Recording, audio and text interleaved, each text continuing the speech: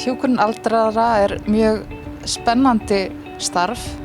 Það líka mjög krefjandi og hver dagur er ólíkur.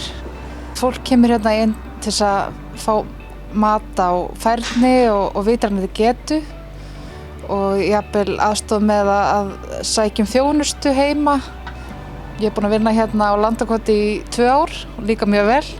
Ég aðstoðdeildarstjóri hérna á þessari deild en vinna alltaf á gólfinu. Ég þá yfirleitt vaktstjóri. Byrja þá daginn á að taka rapport og delegera verkefnum og svo það lyfjagjafir. Fólk með mjög mismunandi þarfir og maður þarf að finna bara út úr því fyrir hverjum og einum. Mér finnst líka mjög gaman við erum með músíktherapíu hérna. Það mjög gaman að upplifa fólk sem nánast hægt að tjá sig, sem allt í einu opnast fyrir eitthvað, gamli textar og svona.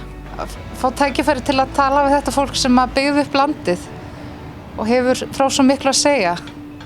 Þó að það sé kannski með heilabilun þá það oft þessar gömlu minningar sem sitja eftir.